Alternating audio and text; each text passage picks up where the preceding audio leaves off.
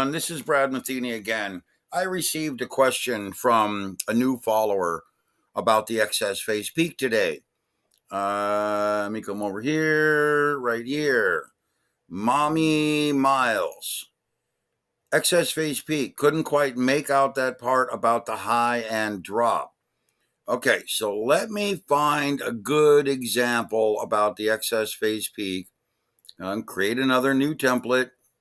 I don't know how many I'm allowed, but I have a bunch of them. So EPP example. And what we're going to do is we're going to look for a really good example. Okay, a really good example. So let's come back over here and try to go to weekly. I'm sure I'll find some over here in weekly.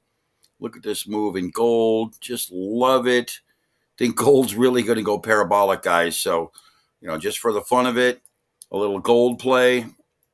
Squeeze this up and then realize the big move here in gold. So basically from 2004 to 2005. So we'll come back over here, these lows up to here, back down to these lows. And remember, I think that we could be moving, 2x, 3x times this move. So in reality, if you move up to the 2 level and then move to 2.5, and then let's move up here to 3.5, and then let's move up here to about 4.5. There you go. I mean, that's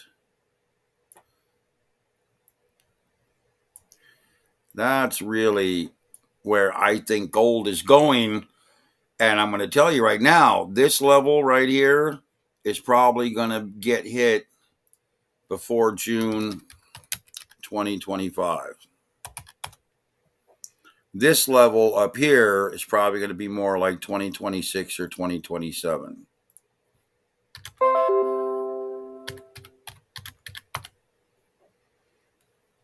Okay, so it's going to be really incredible.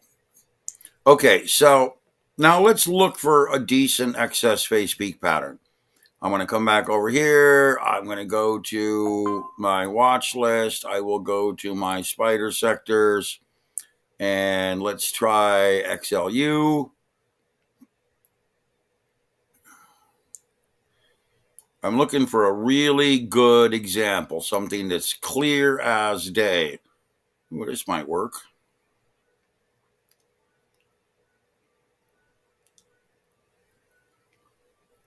Yeah.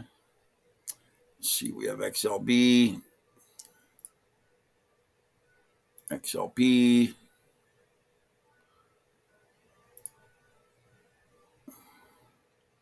Ooh, this might work. XLY. Right over here. Let's take a look at this with the big breakdown. Okay, so let's just use this as an example. An excess phase peak pattern consists of typically a rally. So the way it works, let me scroll this out of the way and show you here. An excess phase peak pattern starts with a rally up to a top, breaking down into flagging. Now, you've all seen that big R-shaped pattern that everybody uses to discuss the markets, like this. Everybody goes, oh, well, this is accumulation, this is euphoria, this is whatever, and blah, blah, blah, and then this is what the market does. Well, what they're looking at is they're looking at the general structure of a topping pattern. Okay, and a topping pattern doesn't always move like this, but in a completed form, this is exactly what happens. But they're missing some components of it. So, yes, this is the flag. This is the exact same flag right here. Right here, you see this flag is this flag. This breakdown consists of a breakdown into consolidation and then an ultimate low support. In my system, the way it works is it's a breakdown into consolidation and then an ultimate low, like that. So this is phase one, the top. I call it A. This is phase two, the flagging. This is phase three, the breakdown into consolidation. This is phase four, consolidation.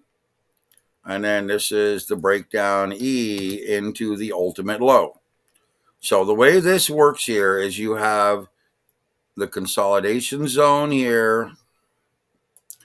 And in theory, I didn't draw this right, but in theory, the range of the flag, let's call it this, is typically the same range as the breakdown. So, in this case, I would need to have drawn the high quite a bit higher up here. So these are generally 100%. If this is the breakdown range, this is the breakdown into consolidation, and then this would be the breakdown into the ultimate low. See how they're basically 100%, 100%, 100%. It's not always the case, but that's generally what it is. So now we clear all of this, and that's a decent example. And let's come over here to this rolling top right here and understand that we have the rally to the peak, the pullback, the flagging. We get the flag low. We get the breakdown into consolidation, and then we get the breakdown into the ultimate low. Now, as we move through this ultimate low, you can see that we struggle a bit, setting up a little bit of a deeper rejected double low here, and then we roll back out of it. Now, there is the inverse structure, which is the inverse pattern. So remember, I drew the excess phase peak like this, which is what's called the bullish phase. Comes up, rolls down, flags, breaks down, consolidates, breaks down to the low. The inverse version of this would be like this. We roll down, we set a low, we come back, we flag.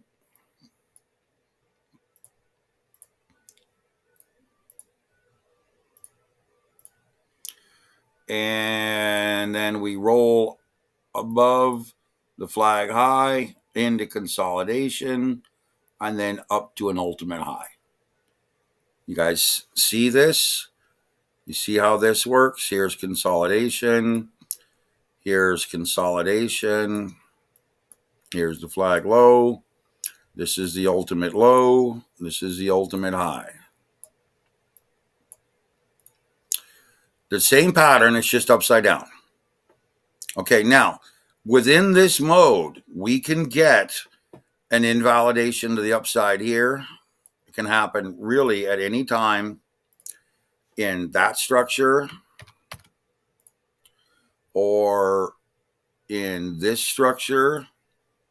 And again, we can get a breakdown here in this structure. This is what's called invalidation. If it invalidates and gets below the high, now remember, it has to get above, in invalidation, it has to get above this high, or it has to get below this low. So invalidation that fails to get below this low, like I've drawn here, would be nothing more than probably the start of a new excess phase peak pattern. Meaning, if it were to roll through all of this, flag, roll up here, consolidate, and then roll back here, we would probably then just get another excess phase peak pattern setting up with a new flag right here. Oops, nope, go away. With a new flag right here and breaking upward. So now let me go ahead and get rid of all of these and show you again how this inverted pattern set up. So I showed you this. I'll draw it again, how we roll through this flag and then break down into consolidation and then break down into the ultimate low, which then double lows through here, right? We got that already. Now here is the inverted version. We come down to the low, we move up, we actually get a couple of these, we get a little flag here, okay, and we then roll back up into moderate consolidation before we break that channel up to an ultimate high. Now, Brad, how can you look at this as consolidation? Well, consolidation, remember, is flagging, okay? Consolidation is flagging. And that's another point that I make to subscribers. I'll make it to you real quick. There are only two modes of price action: flagging and trending. So now understand that price can only do one of two things at any given time. It can either flag or trend. There is no other option.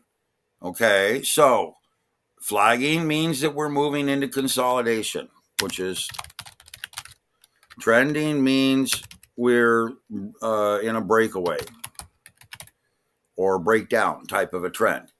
So understand that this is flagging right here, sideways, in kind of a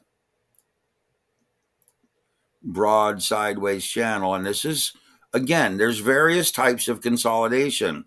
There's flagging, an upward flag like this. There's a sideways flag like that. There's an apexing type of flag like this. I mean, they all have an apex. By the way, the apex is right here, or near the end, or right here.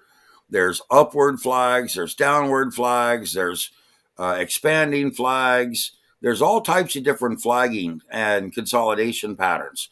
The reality is it price only trends or flags. There's nothing else that it does. Okay, so you can see here, we are in trending mode. We are not flagging.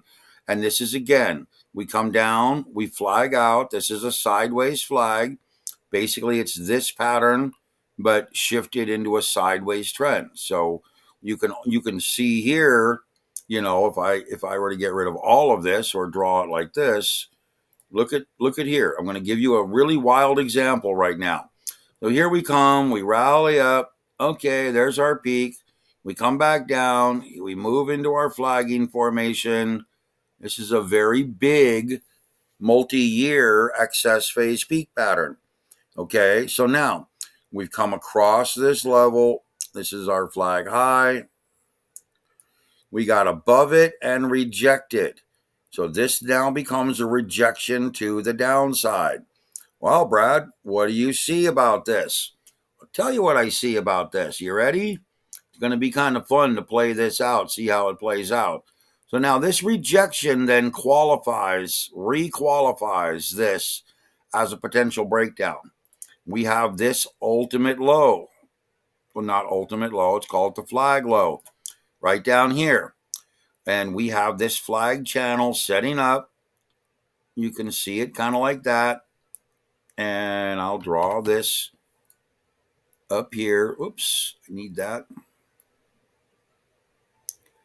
You can see we have that bigger, broader flag, and we've broken below it. Okay, so now, one of two things is going to happen here. This is XLY, sorry. One of two things is going to happen here. If the pattern plays out like it should, then we're going to get this breakdown into flagging. And I doubt we're going to get the big breakdown into the ultimate low, because that would put us down into zero.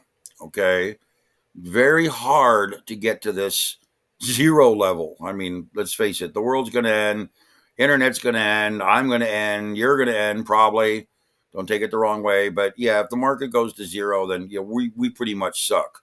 But now this breakdown suggests that we are going to break down into consolidation, maybe some sort of flagging consolidation into the ultimate low.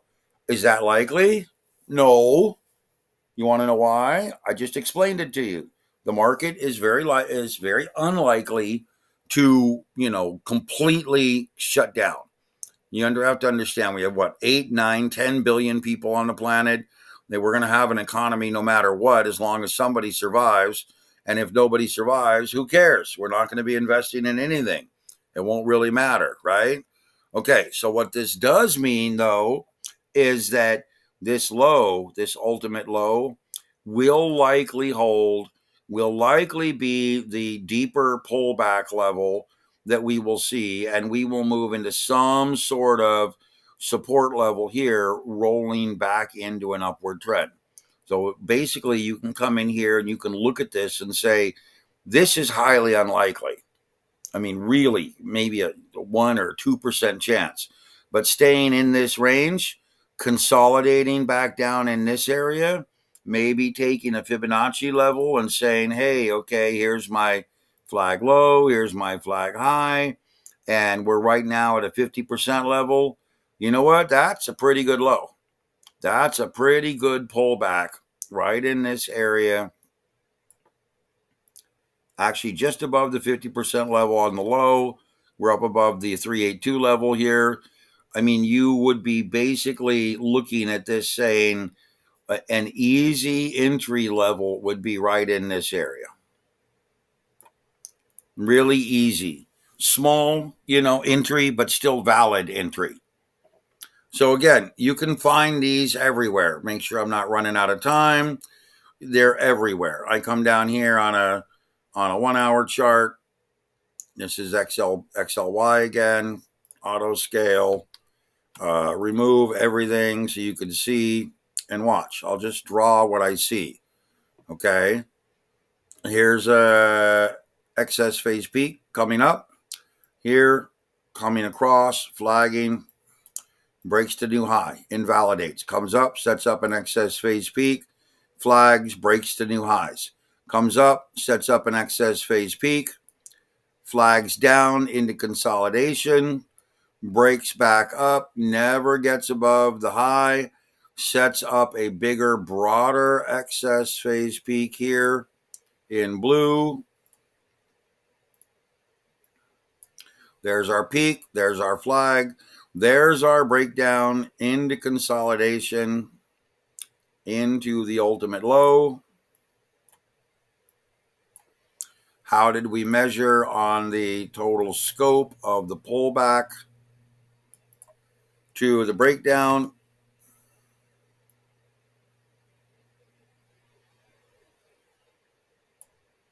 Close. I like to do this like this by drawing a line. I'll draw it here. And I'm not being exact. I'm just roughly, kind of highlighting this range. And okay, only got one, so let's try that again. Come grab this and this.